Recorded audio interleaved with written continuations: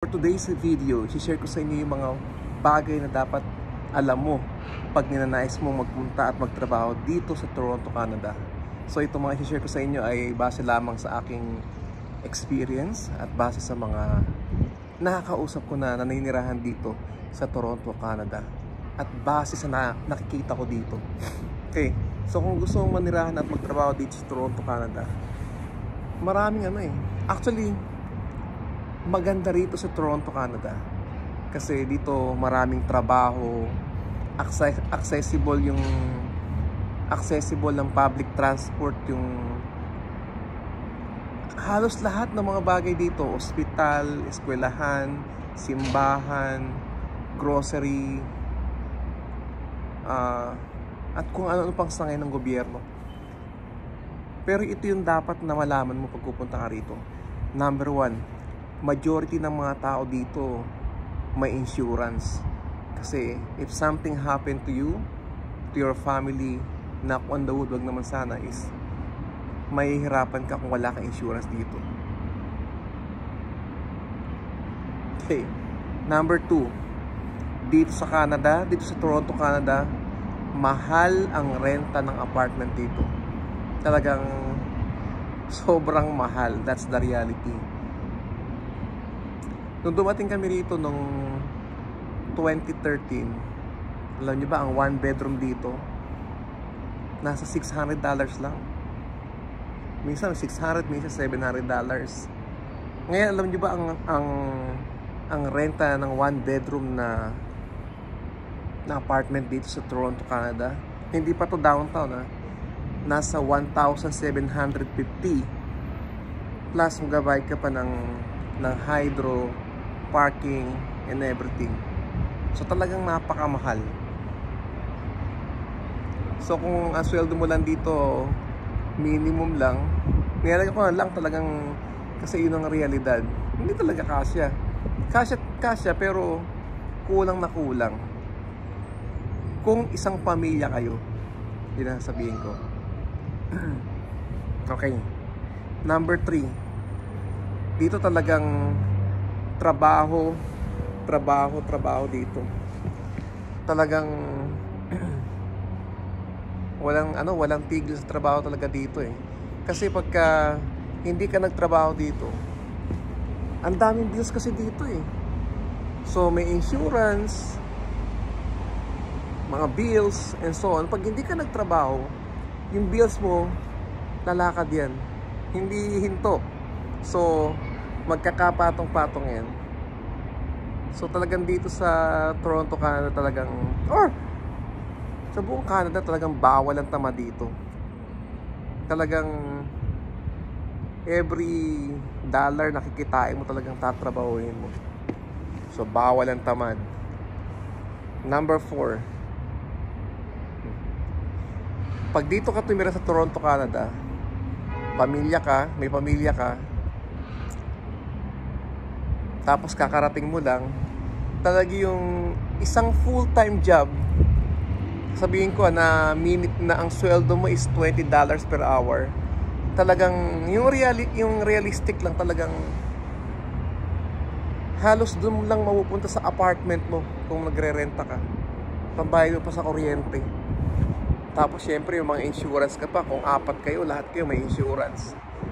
Tapos kung may sasakyan ka pa, so insurance din yon, parking, tapos mortgage mo pa sa sasakyan. So yung buhay dito sa Toronto, Canada, talagang medyo masasabi ko talagang mahal mamuhay dito. Yun ang realidad dito. Number 5, dito sa Toronto, Canada, ang kagandahan dito, mas madaling humanap ng trabaho. Through your friends, punta ka lang sa Indeed and so on. Tsaka dito, talagang maraming trabaho. Yun ang kagandahan dito. So kaya sabi ko sa mga kaibigan ko, kahit dito medyo mahal manirahan sa Toronto, Canada, ang kagandahan dito, maraming trabaho. Yung eskwelahan is malapit lang sa bahay mo, accessible ng public transport. grocery store malapit lang sa inyo, simbahan.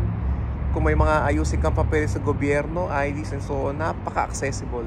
Yun yung isang kagandahan dito. Kung maglilibot ka, nandyan yung Scotiabank, nandyan yung Toronto Island. Kahit magpunta ka sa Niagara Falls, talagang super accessible. Mag-bus ka lang, walang problema. So yun yung isang kagandahan dito sa Toronto, Canada. Number 6 na dapat alam mo pag pupunta ka dito.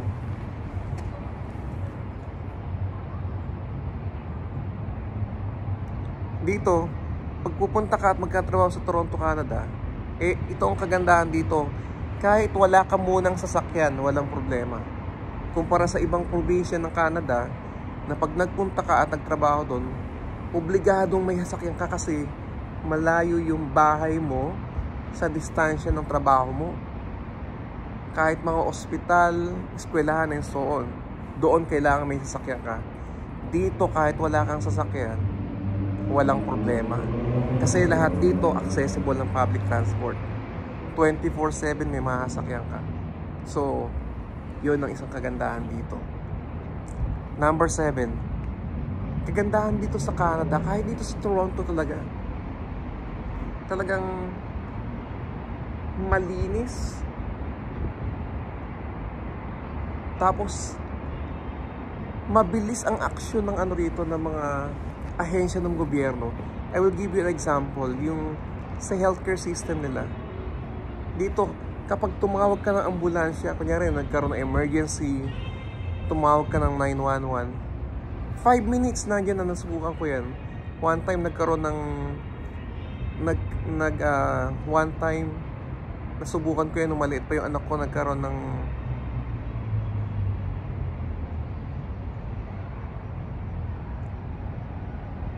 nag-convulsion siya.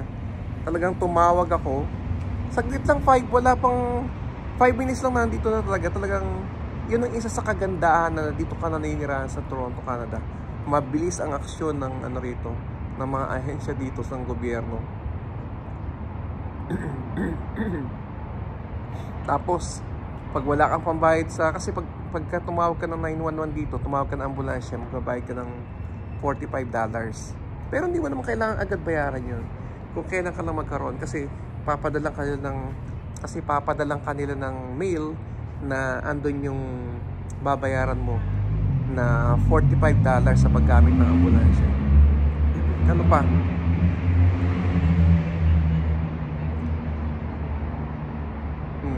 Yung number 8 dito, talagang maganda rito sa Toronto, Canada. Talagang sobrang ganda. Tapos marami ka pang makita mga celebrity dyan na palakad-lakad. Talagang magugulat ka. Talagang nung bagong dating ako dito, talaga ang dami ko nakita ang mga artista.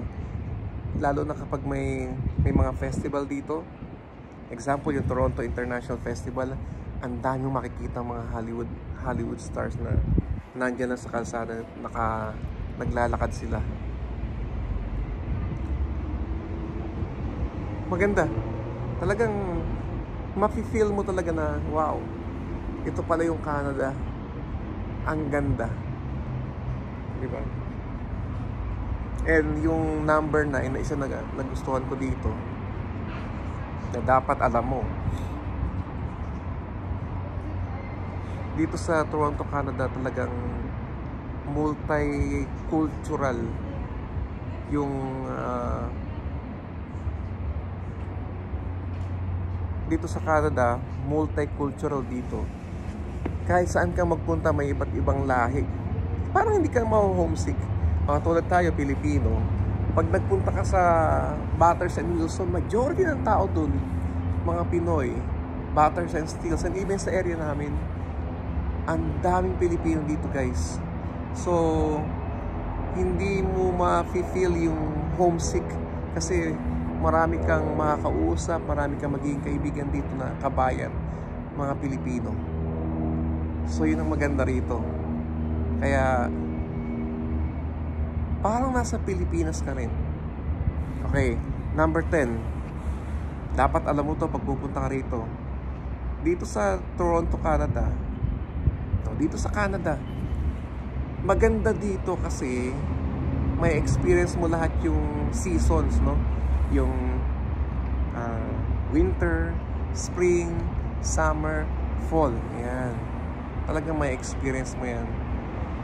Na dati nakikita mo lang sa mga movie, dito talagang may experience mo na talagang sobrang ganda. So yun ang kagandahan dito. Na dati pupunta ka pa sa ibang bansa, dito lahat makikita mo na yun. Number 11, itong gusto ko dito na dapat alam mo pag nagpunta ka rito sa Canada. Dito, hindi naman kailangang magaling ka sa English kapag ka naghanap ka ng trabaho dito. Hindi. Dito basta ma-deliver mo lang na maayos yung message. Kunyari, yung boss mo may tinanong, ma-deliver mo lang ng maayos yung message, walang problema. Hindi naman dito pagalingan sa pag-i-English. Sa atin lang naman medyo talagang sa grammar chinecheck ka. Dito hindi, basta ma-deliver mo lang ng maayos yung message at maintindihan lang, that's fine. And number 12 na dapat alam mo,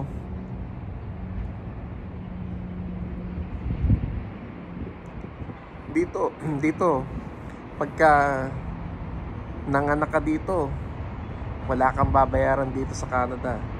Kahit CS pa yan, kahit normal delivery yan, wala kang babayaran. Yun ang kagandahan dito.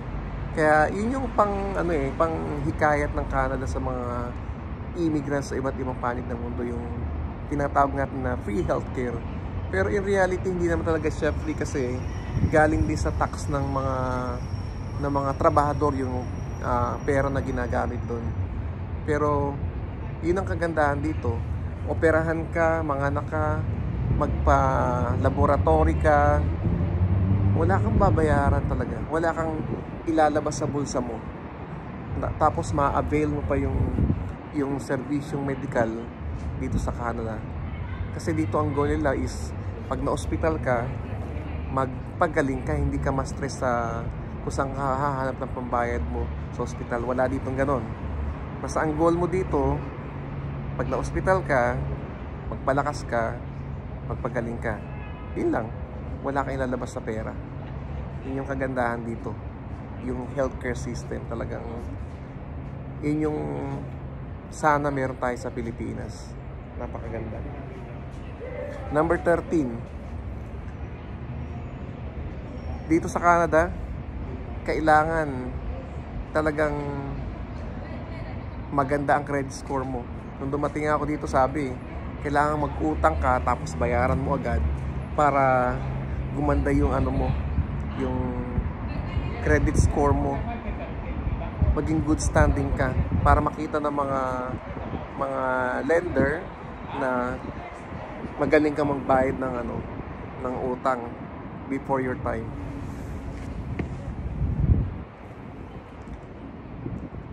Tsaka dito, dapat alam mo to, dito sa Canada, minsan ito number 14 dito sa Canada, minsan wala na tayong masyadong time sa ating family. Alam nyo kung bakit? Kasi sa taas ng standard of living dito or cost of living dito sa Canada, ang trabaho ng mga tao dito, hindi lang isa, hindi lang dalawa, minsan tatlo. So ang mangyayari kasi may binabayarang mortgage sa bahay, sa sasakyan, insurance and so on. Yung nanay at tatay, double job, triple job, tapos hindi na sila halos nakikita-kita sa bahay. That's the reality. Tapos pag may mga anak na maliliit, ipapaalaga sa ibang bahay, dadalhin sa daycare. So yun yung medyo nakalungkot dito, yung halos mawalan ka na ng oras sa pamilya mo kasi subsub ka sa trabaho. Yun yung realidad na hindi natin talaga maialis kasi mataas talaga yung cost of living dito. Sabi ko nga, papasok ka ng antok, papasok ka ng puyat, uuwi ka ng antok.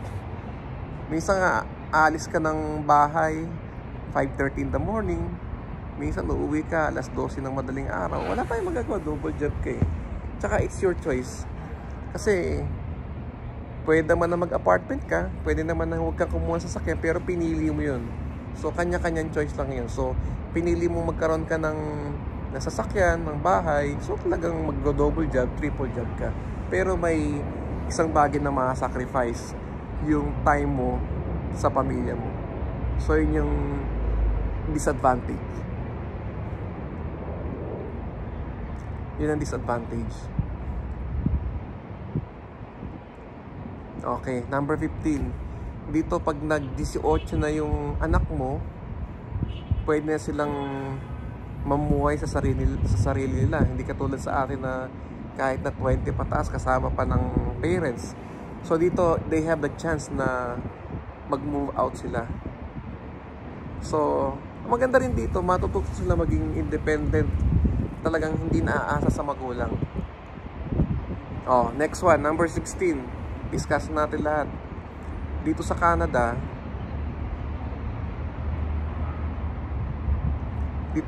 kahit wala kang pera tapos gusto mong mag-aral, ang gobyerno rito magpapahiram sa'yo ng pera, makapag-aral ka lang.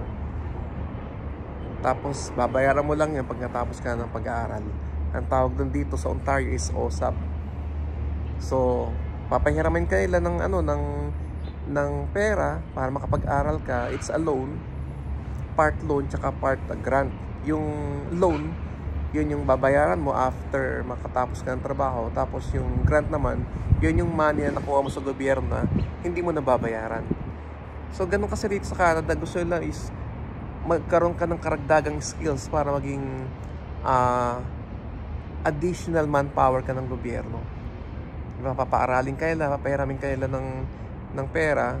Tapos pagkatapos mo na yung kurso na kinukuha mo, tsaka mo na siya babayaran. So yun yung mga bagay na dapat alam mo pag nagpunta ka, nanirahan, nagtrabaho dito sa Canada. Challenging, tough, maraming advantages, maraming disadvantages. Hindi lahat kaya yung buhay dito sa Canada. Especially, ito yung isa pang dilema ng mga nagpupunta rito. Yung last one na i-add ko, pagdating mo rito sa Canada, dapat alam mo to, kung anumang profession meron ka sa Pilipinas, like you are a lawyer, you are a teacher, an engineer, broadcaster, and so on, hindi agad pagdating mo rito makukuha mo agad yon. May iba nakuha kasi may mga kakilala ako na engineer sa Pilipinas, pagdating dito kasama ko sa trabaho, engineer din siya dito. Yun ay very rare, madalang, pero pwedeng mangyari. But mostly ang nangyayari dito, kung ano yung profession mo sa Pilipinas, pagdating mo dito, hindi agad yun yung trabaho o career na makukuha mo.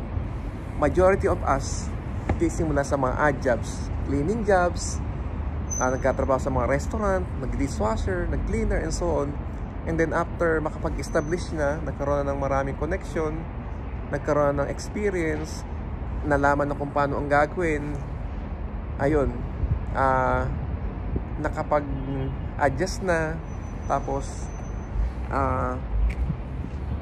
nakapag-adjust na, tapos nag-aral, nag-upgrade, kaya nakabalik sila sa career na meron sila sa Pilipinas. So maraming mga advantages, disadvantages, maraming challenges. Pero pag nalaman mo kung paano mag-adjust, paano matupad yung mga pangarap mo na trabaho from Philippines dito, maraming tutulong sa'yo. Kayang-kaya mo yun. Basta ang kilan dito, huwag kang susuko. Pag nahirapan ka, labanan mo lang, tiisin mo. Kasi may pangarap ka eh. May pamilya ka na sinusuportahan, tinutulungan. So kung may goal ka, may pangarap ka dito, just go for it. Huwag kang makikinig sa sinasabi ng iba. Kung anong pangarap mo, sundin mo. Yon. Kasi dito, hindi naman sa pag-ano, marami ditong pag umaangat ka, pag may ginagawa kang magandang plano sa buhay mo at sinabi mo agad sa iba, hindi natin may iwasan, may mga may inggit dyan. So ang payo ko lang dito, pag may plan ka sa career mo, sa buhay mo dito, i-secret mo muna. Huwag mo muna ipagsabi kahit kanino.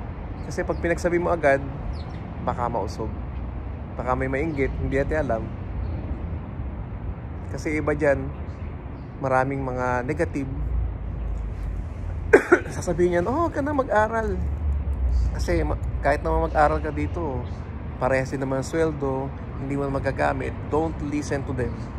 Gawin mo kung ano yung pakiramdam mo na makakatulong sa'yo. Gawin mo kung ano yung pakiramdam mo na mag-grow ka sa career mo as a person, as a human being. Huwag kang makinig sa sasabihin ng iba kasi most of them, down ka ng mga yan. So sundin mo kung ano yung gusto mo.